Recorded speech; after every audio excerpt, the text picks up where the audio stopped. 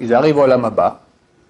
Qu'est-ce qu'on peut leur reprocher? T'as pas fait Shabbat, je ne veux pas que j'étais juif. T'as mangé du porc, je vais te parler avec une goya, t'es des enfants goy, tout ça. J'étais au courant de rien. Quelqu'un, il mange du porc matin, midi et soir, il n'a pas un statut de non-juif. Il ferme les yeux, il dit, je suis. Les cartes, je pense, donc je suis. Aucun animal ne fait cela. C'est ça l'essence même de l'être humain, de poser des questions, d'être capable de se poser des questions sur lui-même.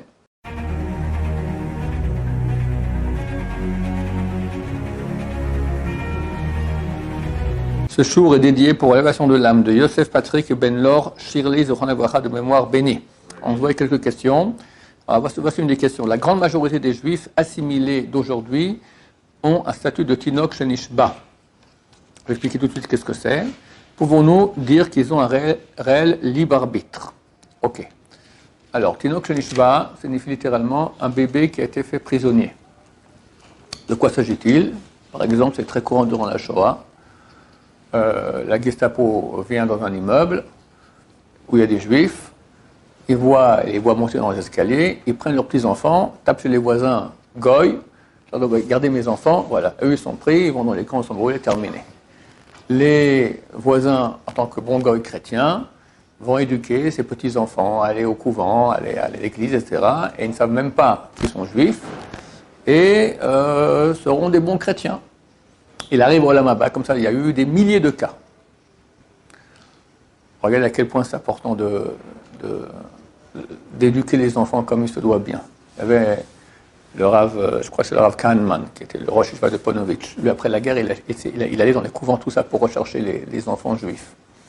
Alors, un soir, il arrive, et le chef du couvent lui dit, trop tard, ils sont en train d'aller dormir.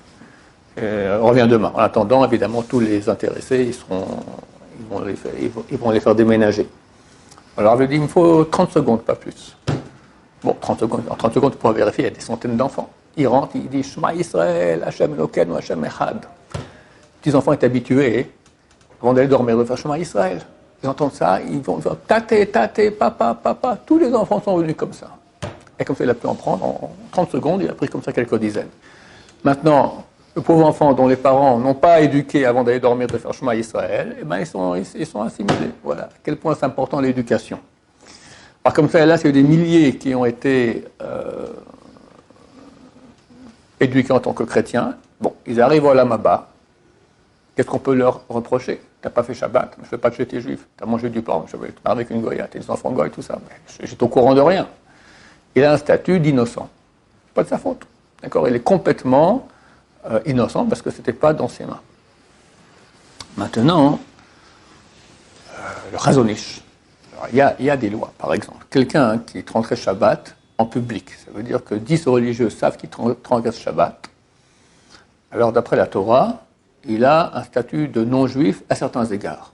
S'il touche le vin, il faut le jeter à la poubelle. Si on peut parler sur lui, la shonara, etc. Pas à tous les égards.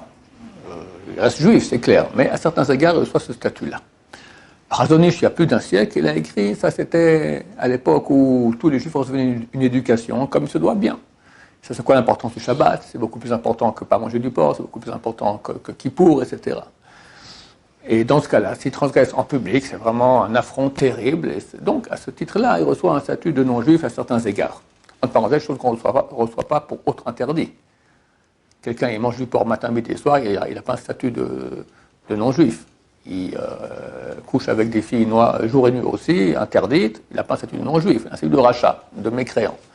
Seulement s'il pratique la avodah zara, l'idolâtrie, ou le mechal Shabbat, transgresse Shabbat en public, alors là il reçoit ce statut. Pour comprendre que les gens comprennent un peu c'est quoi le Shabbat et à quel point c'est important. Chez les gens c'est tout tordu, d'accord? Beaucoup font à peine Shabbat, par contre Kippour ils le font. Kippour est bien plus léger, c'est pas que c'est léger, c'est très grave Kippour, mais beaucoup moins grave que Shabbat.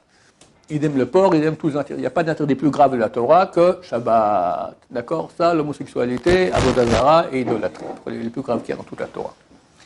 Donc, dit le Chazon-Ish, ça c'est l'époque où les gens recevaient une éducation comme il se doit. Et ils savaient que Shabbat, c'est super, super important. Et lui, de façon insolente, avec beaucoup d'effronterie, il va en public, devant des juifs. Quand on dit en public, c'est devant 10 juifs religieux. D'accord? Pas forcément devant eux, mais eux, ils savent. D'accord? Qui transgressent Shabbat. Alors il perd son statut de juif à certains égards. Dit le Chazon-Ish, ça lui était à l'époque.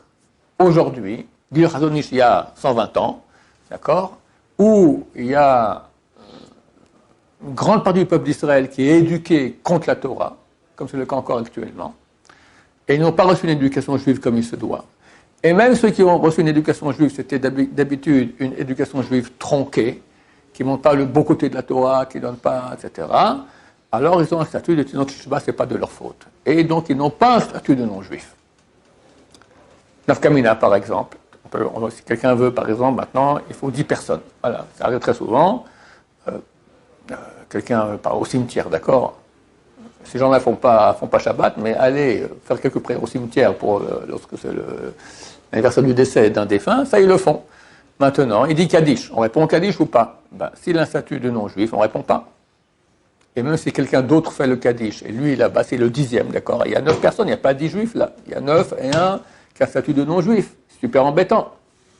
D'après Chazon Ish, pas aucun problème. Il y a un statut de juif, tu réponds. Ok?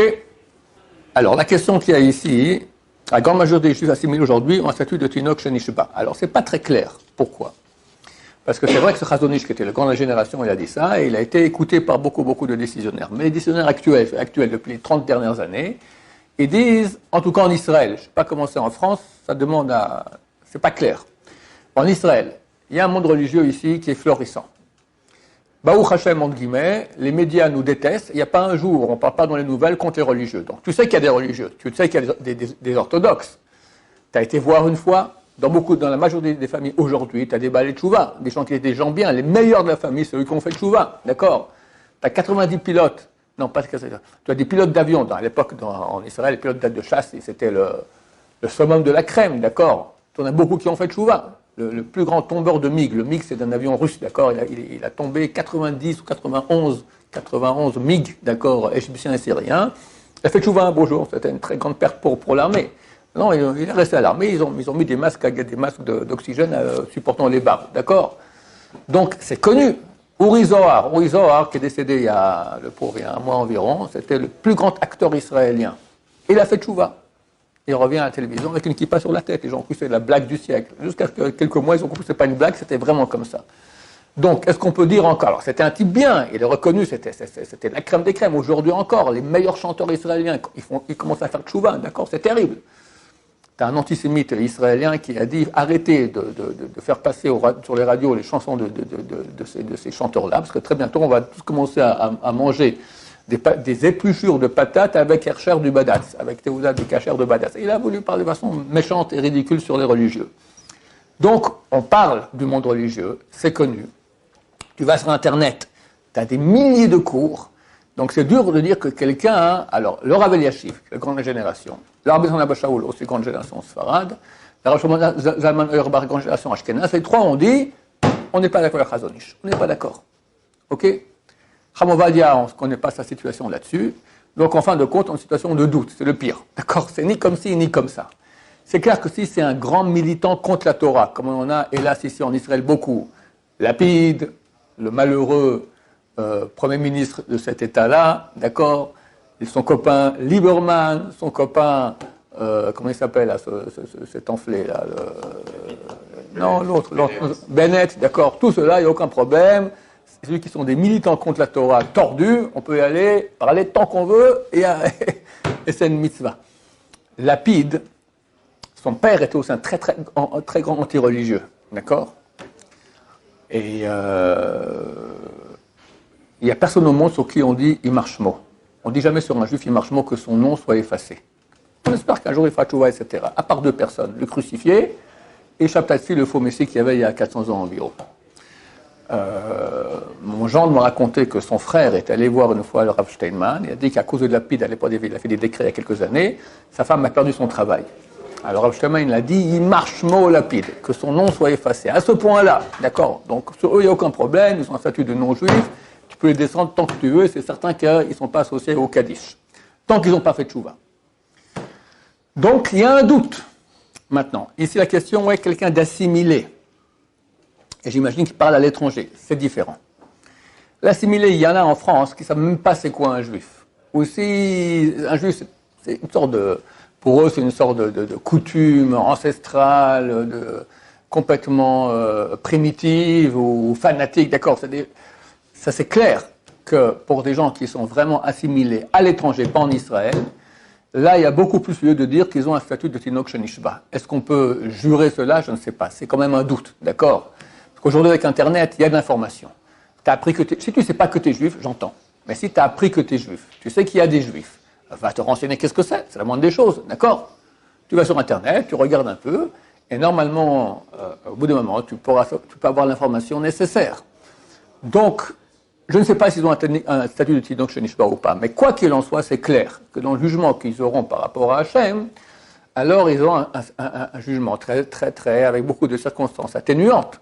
C'est clair qu'on ne va pas juger un juif religieux qui pratique, qui connaît bien la Torah, on ne va pas juger pour un péché qu'il a fait, comme on va juger quelqu'un qui ne connaît rien du tout à la Torah, bien qu'il sache qu'il est juif, bien qu'il ait un peu vu par-ci par-là, mais ce n'est pas comparable. Parce que lui, il a la conscience totale de la gravité des choses, et néanmoins il le fait, et l'autre, il est complètement inconscient, d'accord? Beaucoup de gens ici, avant de venir à l'Yeshiva, étaient non pratiquants, mais ils ne savaient pas rien du tout. Et en venant à l'Yeshiva, plus on apprend, plus on devient conscient, plus on prend de l'âge aussi, je peux vous dire, d'accord? On reçoit beaucoup plus de plomb dans la tête, d'accord? Qu'on comprend que la vie, elle est très courte et qu'il y a de très grandes conséquences en bien ou en mal de notre comportement. Donc, dans cette mesure, chacun sera jugé. C'est Dieu qui est le seul juge qui sait exactement à quel point quelqu'un est responsable, à moitié, un quart, un dixième, un millième, un millionième. Et comme ça, il le jugera. Savoir si quelqu'un a un statut de Tinok Shenishba, tout le monde est d'accord que il y a deux cas où il y a un Tinok Shenishba. Quelqu'un qui est éduqué dans une autre religion. Quelqu'un qui est chrétien, mais chrétien pratiquant, par exemple, d'accord? Même si c'est qu'il est juif, néanmoins, la réponse aux questions existentielles que chaque être humain est censé avoir. Un être humain, il a une conscience, contrairement aux animaux, d'accord? Au moins une fois dans sa vie, un être humain se posera la question, pourquoi je vis? Il est capable de se mettre hors de lui-même, de dire, qui suis-je? Il ferme les yeux et dit, je suis. Descartes, je pense, donc je suis. Aucun animal ne fait cela. La valeur numérique du mot Adam en hébreu, c'est 45. La même valeur numérique que le mot ma. Ma, c'est question. Quoi? C'est ça l'essence même de l'être humain, de poser des questions. Il est capable de se poser des questions sur lui-même. Chokhma, qui est la sagesse, l'intelligence. Tu prends la Kabbalah, elle inverse les deux premières lettres. Chor, ça fait koach. Koach, la puissance de dire ma. C'est ça la sagesse. Se poser des questions intelligentes. Tu vois que la Gemara, c'est que des questions, d'accord? Quand il n'y a pas de questions, la réponse, ça ne sert à rien. Il faut qu'il y ait une question. Quand il y a une question, la réponse, elle est... Le Rav Shach, une fois, il a posé une question sur un Rashba à Paul Noviche. Cette question, elle vaut 1 million. Je vous donne la réponse facilement. Il essaie les gens comme ça à avoir mal. Quand tu as mal, que tu as une question que tu ne comprends pas, quand tu as la réponse, tu apprécies. Mais si on te donne la réponse directement, on ne pose même pas la question, on explique comme ça, il n'y a rien. Tu n'as même pas vu qu'il y avait une question ou une réponse. L'animal, en hébreu, il s'appelle Behema. Les deux premières lettres, c'est Ba. Ba, c'est en elle. Ma reste la question. Jamais une vache se pose des questions, mais se met hors d'elle, se dire qui suis-je? Ni un lapin, ni un hérisson. D'accord? C'est ça le propre de l'animal, il vit. Mais il n'a pas la conscience de vivre. L'être humain, chaque être humain, aussi primitif qu'il soit, au moins une fois dans sa vie, se dira je suis, pourquoi je suis? Dès lors, tu comprends que c'est une question qui n'est pas une petite question. C'est pas qu'est-ce qu'on mange ce soir. D'accord? Pourquoi je suis? C'est toute ta vie qui dépend de cette question. Si tu n'as pas la bonne réponse, tu peux te planter toute ta vie. Sur ça, l'être humain se fera juger, qui qu'il soit. D'accord?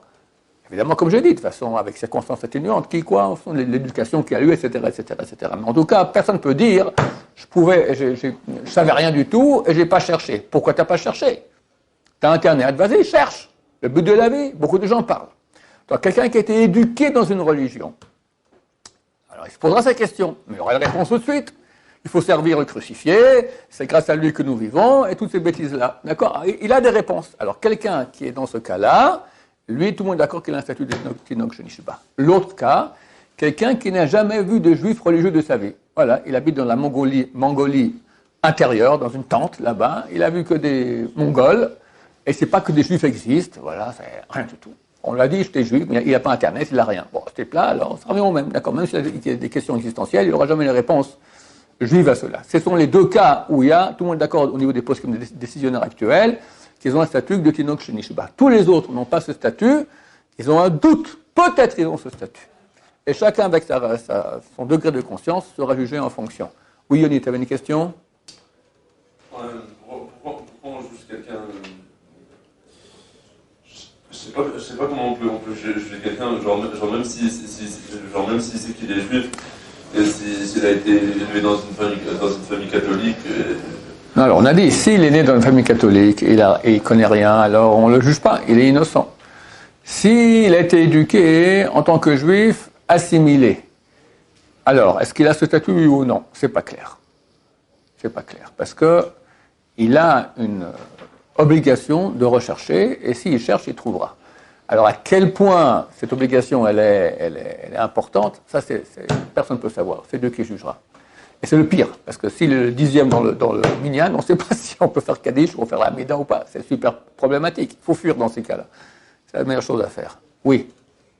Dans le cas, par exemple, qui peut être assez courant en France, comme par exemple le séparade, que vous racontez souvent, qui a grandi dans une famille religieuse, ou qui a un balai chouva dans la famille, ou qu'il y a des cousins religieux. Ouais. S'il y a un doute, c'est mieux quand même d'éviter qu'il fasse Kaddish ou qu'il. Ah ouais. Sarah, tu m'as dit en plus. Oui. Sarah dit, ils ne sont presque pas Tinok Shenishba. À part les Algériens, peut-être, je ne sais pas, Algériens, ils ont fait 150 ans déjà qu'ils ont quitté la Torah, d'accord, ils sont arrivés en France, et la France, d'accord, je me souviens, je parlais à un ami à moi qui a fait choix, qui est un rabbin, ses parents, j'ai parlé au papa, d'accord, nous on est venus d'Algérie, la France, d'accord, c'était le Mashiach, d'accord, la France, c'est fou, d'accord, comme incompréhensible. Alors, des gens comme ça, il se peut. Mais les Sfarades, d'autres communautés Sfarades, qui ont encore vu leur grand-père à la synagogue, et eux aussi, peut-être ils ont été quand ils étaient petits, d'accord, on ne peut pas dire que c'est une Tinok Shenishba. Alors, oui, effectivement, dans ces cas-là, s'ils transgressent devant 10 juifs religieux, des fois c'est un peu gonflé, quoi, ils ne le feront pas.